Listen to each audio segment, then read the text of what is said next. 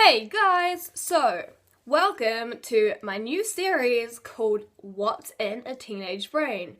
So, basically, I thought of this idea after seeing something on the internet that made me think, no, that's not correct. And it was basically a picture of what goes on in a teenager's brain. And I'm reading it and I'm like, this is nothing to do with what goes in my brain or anything like that. The other thing that inspired me to do this was both Dan and Phil's video of what's in my brain, where they showed a bit of what's going on in their brain, and it kind of just inspired me to do a bit of a series talking about what's going on in my brain, what goes on in a teenager's brain from my perspective.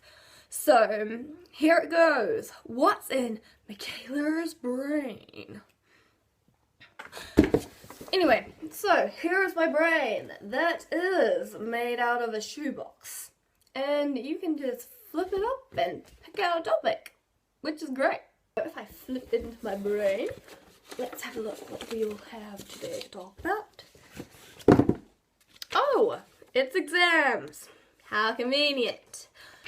So, exams, right? So, a teenager has always got to be thinking about education, obviously, and exams are a pretty big part of it.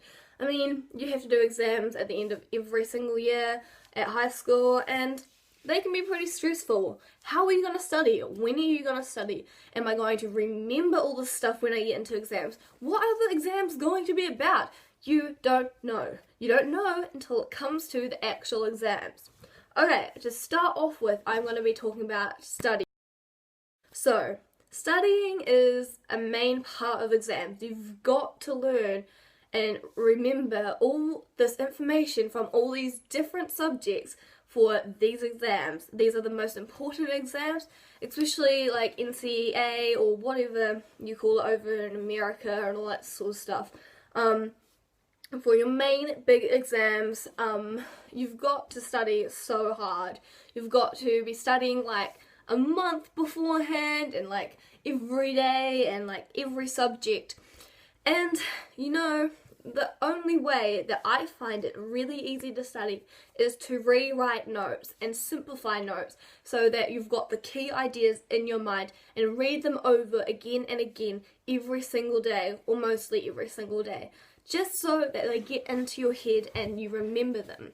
And it works for me quite well, but other people might need to be like a visual, a hearing aid, or any sorts of things that will help you. I like to listen to music while studying. I like to write notes. I like reading notes. I like that sort of stuff. But other people might be like, yeah, I like to draw, man. I like to draw my notes. I like to draw what's happening, or I like to hear my notes saying out loud and stuff like that. So first you need to figure out how you are going to study and what is the best way of you to learn. And then secondly, you've got to prepare yourself in a month or something beforehand. Some people don't need a month, some people need a couple of days, a couple of weeks beforehand, but you need to make sure that they're over and over until they're stuck in your head, until you know exactly what you need to answer these questions. You don't exactly know what's going to happen in your exam, what you're going to get for your exam questions or anything like that. So possibly, if you can, I know for NCEA that you can go on to the website and you can look at past papers for externals and you can see the types of kind of questions and there's exemplars of how people have answered them. So that's also a very good way to study and get ready for exams. So you're into the final days of studying and you're worried because you haven't exactly studied as hard as you thought. And that can be quite frustrating. I mean, you might have thought, where did this time go? I thought I had heaps of time, and then all of a sudden, bam, the exams are here. What?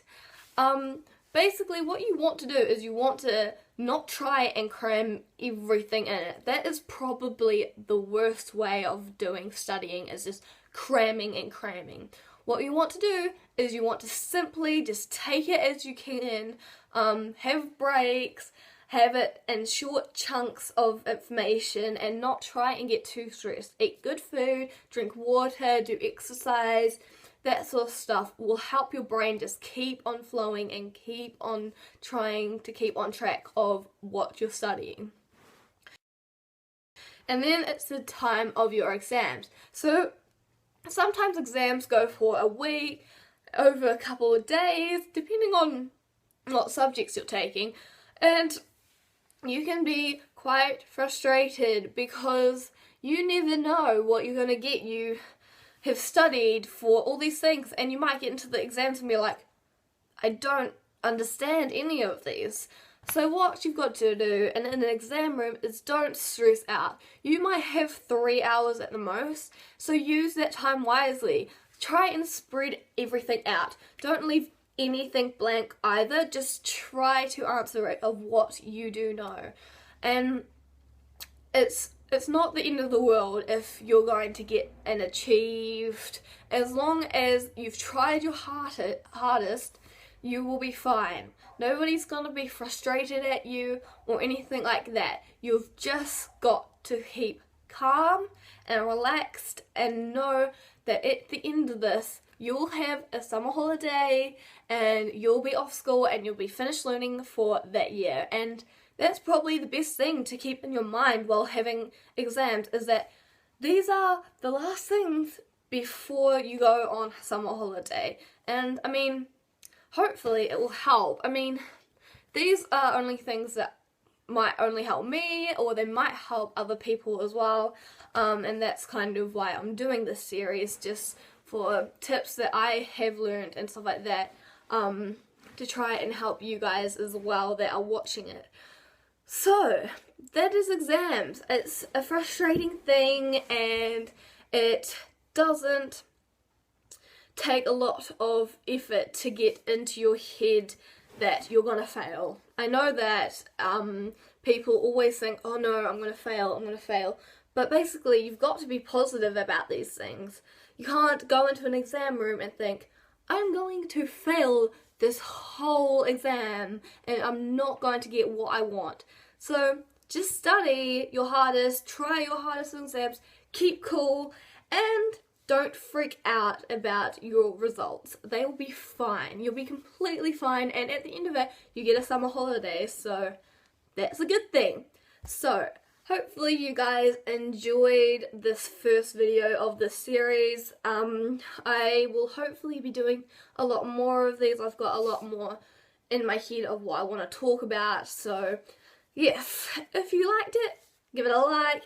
If you want to see more of these videos, subscribe and leave a comment on how you like to study and all that sort of stuff, and any other ideas on what goes on in a teenager's brain. I mean, it'd be quite cool because if you give me a topic, then I can possibly talk to you about it and give you some hints and tips on what you should do in those kind of scenarios. Anyway, have a great day. Thank you all for watching, and I will see you next week with another video. Bye!